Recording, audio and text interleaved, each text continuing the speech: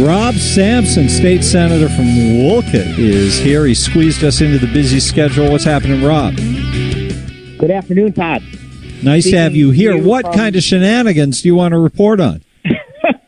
I'm calling you, as usual, this time of year from a broom closet in the state capitol, which is the only quiet place you can find to actually make a phone call. Awesome. And it's been a busy and hectic day. Not the day that I originally had planned. We were supposed to do a constitutional amendment that would effectively prevent any laws from being passed that interfere with abortion. And I like to call that the late-term abortion constitutional amendment, because that's in fact what would have be the net result of it. But it turns out I got here prepared to take the lead in opposition to the bill, and they pulled it. So today we've been doing a lot of miscellaneous stuff, more like death by 1,000 cuts kind of bills. Nothing really big and that stands out. But so that abortion bill you're talking about that they pulled, is that the one that was supposed to pass and the governor was prepared to sign? I'm not sure what the governor's position is on it, but the rumor was yesterday that we were doing that bill out of the gate this morning, and I spent last night up several hours preparing for it, reading a lot of constitutional law so that I was prepared, but I never got the chance. Well, there's a story in the Current. This just came out last hour. Connecticut Governor Lamont pledges to sign key abortion bill as House debate starting soon, and U.S. Supreme Court ruling awaits. Right. Well, there are more than one abortion bills in the legislature currently, and the House is debating two bills dealing with abortion, although I don't know exactly what they are. Yeah. But what I'm referring to is an actual constitutional amendment to essentially say that there can be no restrictions placed on abortion whatsoever. No parental notification, no restriction on partial birth abortion, nothing. Interesting. So that's different from this. That's pretty wild. So what were you going to move on to something else that you did work on? I can talk about whatever you like. But to hit that point, what an extreme position. I think the Democrats think that's a good policy for them. I think that's a good talking point for them. They're trying to respond to the potential that Roe v. Wade gets overturned and the law that was passed in Texas this past year. But that's such an extreme position. I don't think most people fall in the category of extremely pro-life or extremely pro-choice to the extent that bill would, lead us to. No, but isn't this one of the ways, Rob, that our politics has become unrepresentational, because each party is looking to do is to have their core voters, their core constituencies be motivated to vote. And if you want to be able to get your vote out, you super serve the base and you don't worry about what the average person wants. Isn't that how it works now? You're absolutely correct. And I would not say both parties, because I got zero experience with that. My experience is serving in the minority and the Democrats serving their base to the maximum. Yeah, I was thinking about Washington, but I understand the Republicans don't have much of a chance to rig things to favor their base in Connecticut. Yeah, no, and I don't know that the Republicans, even if they were in charge, would have the will to do so, even though some of us might. Yeah, well, it would be. The pendulum has swung so far that it's time to start actually putting some constitutional principles back into our laws and back into our Constitution. Yes, I was saying, we passed maybe 30 or 40 bills today, and many of them I was the lone no vote. And these things, one by one, you might look at them and say, oh, it's not such a terrible thing. But they are incremental layers of progressivism where we are expanding the authority of state agencies, expanding the authority of various commissioners, creating more bureaucracy, and ultimately taking the representative government that America is away from the people and empowering these bureaucrats to make the policy. I mean, almost every bill, when you read it, it says increases the authority of the commissioner of whatever agency to make regulations. Well, basically, they're making laws and taking that out of the hands of the people's representatives.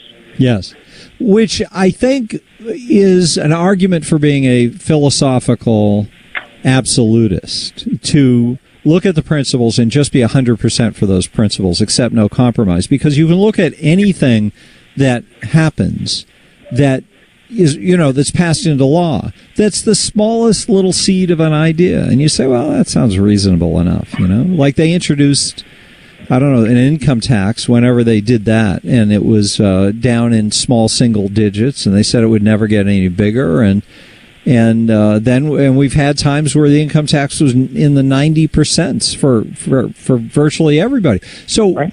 Once you allow things to start that aren't good ideas in terms of maintaining a small government and therefore liberty, then you're just asking for trouble. Right. Well, and the problem is, and I would love for you to come and give that speech here at the Capitol to my Republican colleagues in the Senate, because this is the debate I have around the table with them all the time.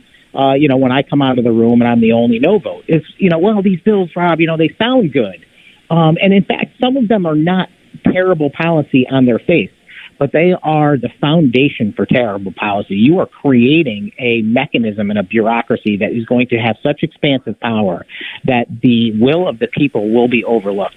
And we have got to start reining that in. And that has to be the priority. In fact, the Republican Party, if there's one principle that the Republican Party ought to cling to, and we have a lot of principles that we say that are important, and they are. Freedom, personal responsibility, those things are important, but none of them trump the most important thing, which is limited government, because virtually every problem that you can point to in our society is a result of government's influence and lack of accountability to the people. Let me just put a little highlight pen over what you just said.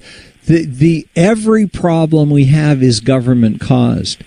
And it occurred to me only recently that this is the ploy, that you try to create big problems, create big disasters like the student loan things that the left created out of their great compassion. They created student loans, which are destroying big parts of our culture and people's ways of life and ability to survive. Young people today not buying homes and not wanting to have babies because they're so strapped to pay their student loan bills. And now the Democrats who caused the crisis with their faux compassion, they did the most hateful thing you can imagine. They've created the largest line item of family debt in American life today.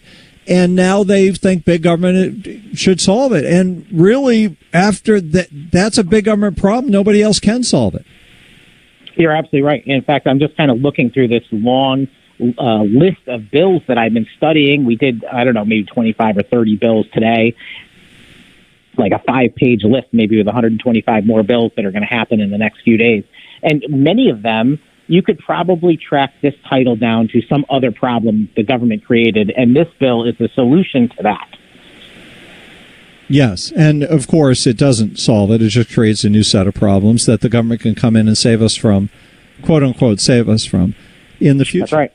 And it's a perpetual machine of transferring wealth out of the hands of Americans and into the hands of government. And I do have a strong sense, I know you've been excited that this would be a good year.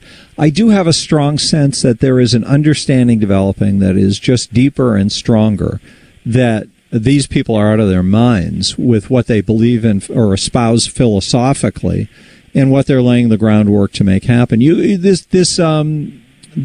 transgender sports thing, the language in the law. I was thinking about this a few minutes ago when you were talking about some of the stuff they passed. The language in the law says that based on your gender identity, I believe is the qualifier, that you can't be denied access to whatever you want to do based on your gender identity, and that can change on a daily basis. Your identity is not a thing around which law can be made. It's right. It's a perception of self. What do you see when you look in the mirror? Well, that's a very personal thing. How do you organize society around people's perception of who they are instead of who they really are?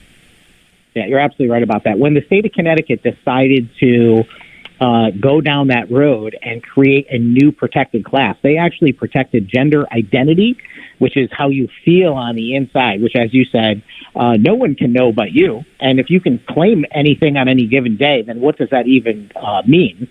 And also they protected gender expression, which is your outward appearance. So effectively, they protected every possible and conceivable option, which is, somebody that is actively a man, but dressing as a woman, or someone who feels like a woman who's dressed as a man, and every other possible conceivable option. It's nonsensical, and you can't have a society like that. I've been trying, Todd, to actually put in a bill every year on that exact subject. And the way I want to approach it, I think, is the freedom-based solution, which is to say that all of the sanctioning bodies of sports should be able to make their own determination. And what we will do is we will protect them and provide them immunity if they say that we will only accept biological girls in the girls' swim meet or whatever. Because that way they can set up their own parameters, and then it's a freedom-based solution, but it does not lead them down the path where they're going to get sued. I like that solution. I like anything that is actually based on the American principles and the American system of government, that we're supposed to be left alone to live our lives. And it's interesting how everyone pays lip service to that, even on the left, and then wants to stand in the way of anybody being able to to keep their money, own their own, and control their own property, and make decisions for their children about how their education should go. Right. I'm always trying when we have a bill before us that proposes to address a specific problem with a solution, I always try and come up with a more Republican solution that is freedom-based, that restores the marketplace to being the deciding instrument in how things go down, instead of more government regulation that actually dictates outcomes. But it's a hard sell in this place. And sadly, it's even a hard sell to the Republicans who have come to mean something else in the state. And in fact, there's a lot of people walking around in this building that are proud to call themselves Connecticut Republicans, as if that's something different than the Republican Party. Connecticut Republicans, which means we can't be differentiated from leftists. In some cases, yes. And look, I'd take a Connecticut Republican over a Connecticut Democrat any day. Yes. But that's not the same thing as a real Republican that believes in the principles that the country is founded on. In my experience, Connecticut Republicans are big government people. They just think that they can run things and manage them better than the Democrats. And that might be true, but that's also not the answer. What we need to do is get back to limited government and freedom the way the country was founded. There you go, Rob Sampson, sounding like we want people to sound, and yet it happens so rarely, Rob. Like only when you're no arguments with me. Only when you're here. Thank you so much for taking the time to be here, and as soon as you have time, fill us in again, because there's so much going on. Okay.